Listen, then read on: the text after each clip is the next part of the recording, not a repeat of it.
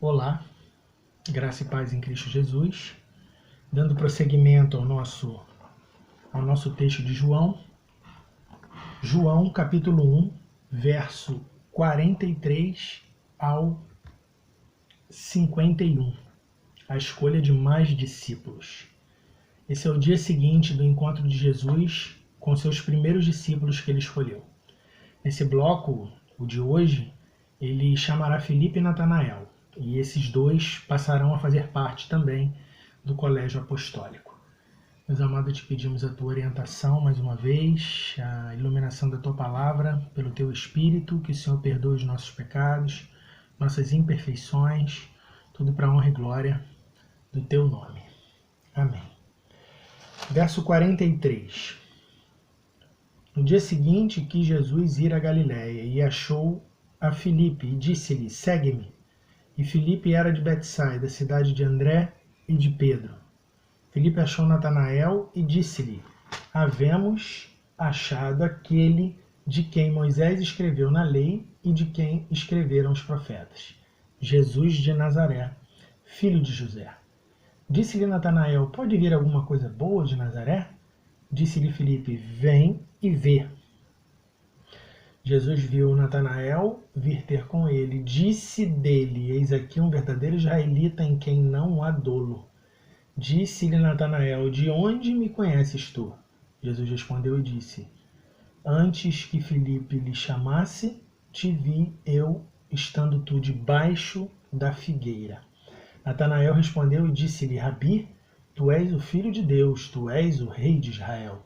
Jesus respondeu e disse-lhe, por que te disse, vi-te debaixo da figueira? Crês? Você creu só porque eu te disse isso? Coisas maiores do que essas verás. E disse-lhe, na verdade vos digo que daqui em diante vereis o céu aberto e os anjos de Deus subirem e descerem sobre o Filho do Homem. No verso 43, o primeiro que a gente vê aqui, que a gente leu, diz que ao dia seguinte, Jesus quis ir à Galiléia. Ou seja, mais um dia se passou em seu ministério terreno.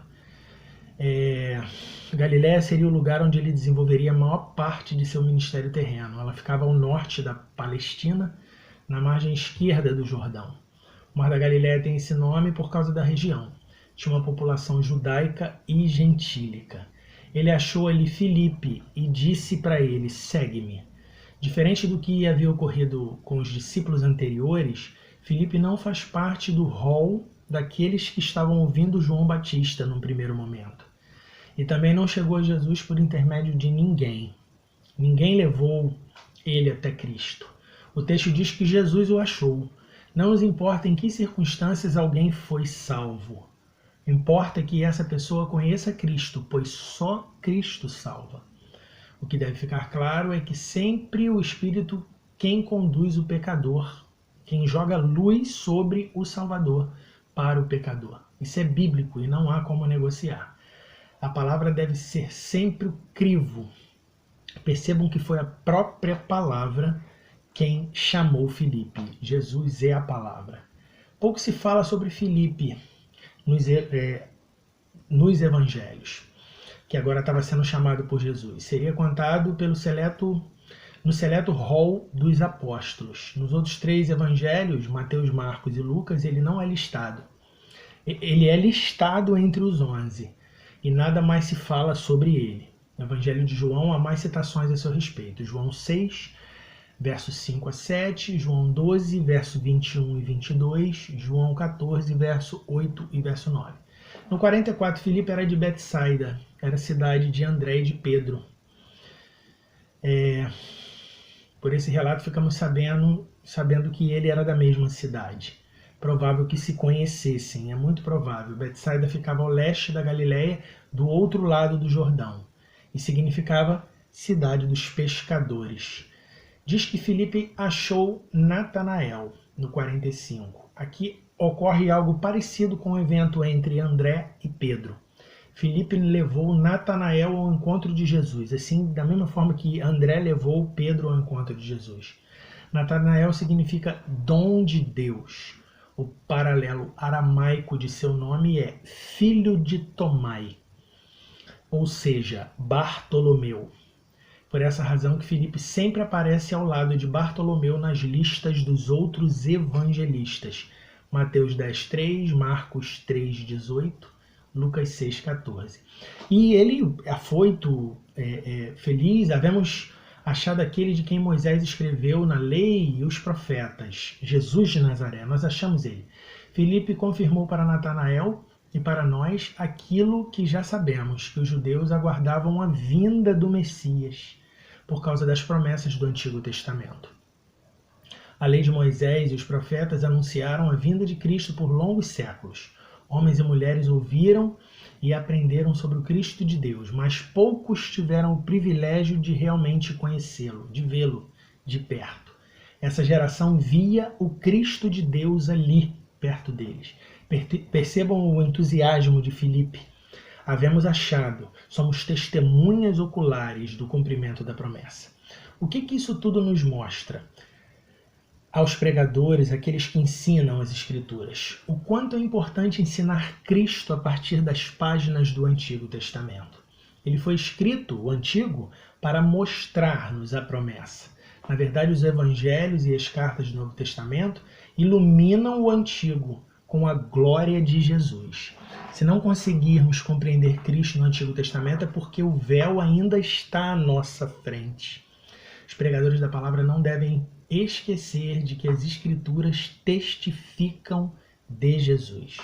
João 5,39. E ele diz que ele é filho de José. Apesar de José não ser o pai biológico e de Nazaré não ser a cidade natal de Jesus, Filipe demonstrou que já conhecia alguma coisa da família e passado de Jesus, falando o nome de José, seu pai, e a cidade onde fora criado. No 46, disse-lhe Natanael: pode vir alguma coisa boa de Nazaré? Era uma pequena aldeia da Galiléia naquela época, inexpressiva. Ela nunca havia sido citada entre as grandes e principais cidades de Israel. Não há alusão ao seu nome no Antigo Testamento, e nem o historiador Joséfo fala sobre ela. Nazaré só se tornou conhecida porque Jesus passou boa parte de sua vida por lá. Por essa razão, há certo tom irônico em Natanael. Na visão dele, talvez de qualquer um que vivesse por aquelas redondezas, era impossível alguém de tamanha importância brotar de um lugar tão insignificante. Era impossível um Messias vir de lá. E disse Filipe: vem ver. Não está acreditando? Vem ver. Filipe não viu outra alternativa que não fosse chamar Natanael a constatação. É como se ele dissesse: venha, constate, testifique você mesmo. E o 47, Jesus viu Natanael vir ter com ele. Natanael veio constatar. Ele estava certo. Não se vive a vida dos outros, não se conta as histórias dos outros.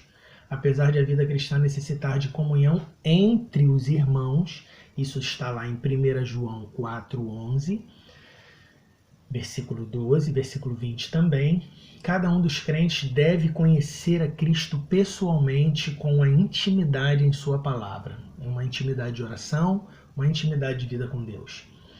E disse dele: eis aqui o verdadeiro israelita em quem não há dolo. Jesus falou isso. A expressão dolo significava hipocrisia. E nos mostra que em Natanael não havia engano, mas sinceridade e integridade. O termo israelita era muito honroso. Delimitava os filhos de Abraão que vieram da promessa de Jacó. Ismael era filho de Abraão, mas não era um israelita. Esaú era neto de Abraão, mas não era um israelita. Jacó, neto de Abraão, antes de ter seu nome trocado para Israel, era um enganador. Ou seja, era alguém que tinha dolo. Gênesis 27, versículo 35 e seguinte. Logo, um verdadeiro israelita é alguém de caráter elevado e íntegro, em contraste com aqueles que praticavam uma religiosidade externa, mas por dentro eram enganosos, assim como muitos dos fariseus. Mateus 23, 27 a 32. O que Jesus quis dizer aqui foi que muitos dos que se gabavam de serem filhos de Abraão, na verdade, não honravam a fé e a vida que Abraão teve. Era difícil achar um que aguardasse o Messias com a fé verdadeira de Abraão, o pai de Israel. E Natanael aguardava. Versículo 48. Disse-lhe Natanael: de onde me conheces tu? Jesus respondeu-lhe e disse: antes que Filipe te chamasse, te vi eu, estando tu debaixo da figueira. A figueira era uma árvore bastante comum em Israel, uma metáfora da nação. Mateus 24, 32. Era comum ver alguém estudando as escrituras à sombra de uma figueira. O texto não fala que Natanael estava estudando as escrituras, mas ele atendeu prontamente ao chamado de Filipe, quando este disse que havia achado aquele a quem anunciavam Moisés e os profetas. Logo, Natanael conhecia o Antigo Testamento. Natanael ficou abismado por Jesus conhecê-lo antes mesmo de terem uma conversa.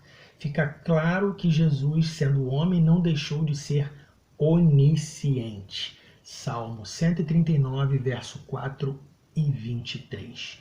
49. Natanael respondeu e disse-lhe: Rabi, tu és o filho de Deus, tu és o rei de Israel.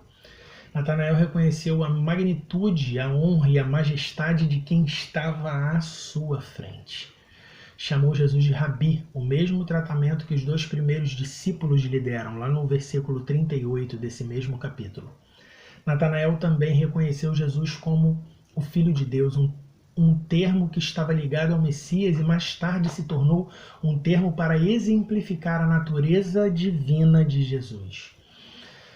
Por fim, Natanael disse que ele era o rei de Israel, reconheceu a sua raiz davídica e real. Salmo 2, verso 6 e seguinte. O que fica claro aqui é que Natanael compreendeu as profecias acerca do Cristo. Nós sabemos que sem o Espírito de Deus ninguém reconhece o Salvador, mas o Espírito agirá conforme a regra que ele mesmo estabeleceu, as Escrituras. Seja de um jeito ou de outro, uma coisa é certa: só há salvação através da palavra de Deus. 1 Timóteo 4, 15 e 16. Natanael aguardava a chegada do Messias, estudando a palavra de Deus. Verso 50, estamos partindo para o final. Jesus respondeu e disse-lhe: por que te disse, vi-te debaixo da figueira, crês? Coisas maiores do que estas verás. Natanael ficou abismado com o poder de Jesus pelo simples fato de Jesus conhecer o seu interior. Mas Jesus disse que Natanael presenciaria coisas maiores, coisas grandiosas. Natanael não tinha a menor ideia do que estava próximo a começar. Alguns discípulos seguiriam Jesus a partir de agora. E um grupo de 12 seria mais íntimo ainda. Nos próximos 3 anos, eles entrariam e sairiam de muitos lugares e seriam testemunhas de muitos fatos. Eles precisariam ser convictos de todos esses fatos. Eles seriam testemunhas oculares de coisas sobrenaturais e precisariam falar, escrever sobre isso. Eles estavam sendo escolhidos e preparados para não terem a opção de desistir. Não poderiam começar e parar no caminho. É por essa razão que não há apóstolos nos dias atuais. Os apóstolos foram específicos para fundarem a igreja primitiva com os ensinos de Jesus, que em muitos casos só eles viram e só eles ouviram, só eles entraram e só eles saíram.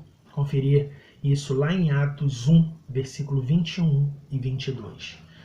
Verso 51 e último: e disse-lhe: na verdade vos digo. Essa expressão na verdade, que aparece algumas vezes nos evangelhos, como aqui também aparece, tem o intuito de trazer ratificação, confirmação, autoridade ao que será dito.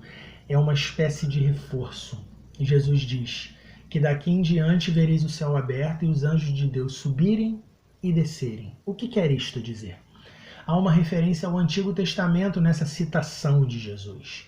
Dali de onde estavam até chegarem a Caná da Galileia, próxima cidade que iniciará o capítulo 2 de João, e eles estariam indo a um casamento, Jesus e seus discípulos teriam que passar por algumas cidades históricas de Israel. Teriam que passar por Jaboque, Manaim e Betel. E se a gente fizer a referência ao passado, Gênesis 28, 10 a 17, Gênesis 32, versículo 2 e 22 até o 31, vamos ver os porquês disso. Nesses locais, Jacó viu os anjos de Deus subirem e descerem. E o enganador foi transformado com o toque de Deus. E Deus mudou o nome dele para Israel. O nome Israel é uma junção de palavras hebraicas que significam homem que vê Deus. Essas passagens de Gênesis prefiguram aquilo que seria o encontro de Jesus com Natanael. Um dia, e estava acontecendo agora isso. Ele era um verdadeiro israelita, alguém que viu Deus, Jesus, e alguém que segue a Deus sem hipocrisias. Olha que lindo. As passagens lá de Gênesis prefiguravam esse encontro agora. Um homem em quem não há dolo. Sobre o Filho do Homem, o termo Filho do Homem é o elo entre o céu e a terra. A vida que Jesus, o homem perfeito, nos mostraria nos evangelhos, nos ensinou a renunciarmos à nossa própria vontade. Filipenses 2, de 5 a 8. A cruz que Jesus passaria era e é a reconciliação da humanidade pecadora com o Pai eterno. Logo, aprendemos que as passagens de Jacó em Gênesis apontavam para a igreja também. Em Jesus, os portais eternos se abriram para os homens enganadores, para os homens dolosos, para os homens maus. Em Cristo nos tornamos participantes do reino dos céus. Com isso, encerramos nosso pequeno bloco entre o versículo 43 e o versículo 51. Bom domingo a todos, que Deus os abençoe.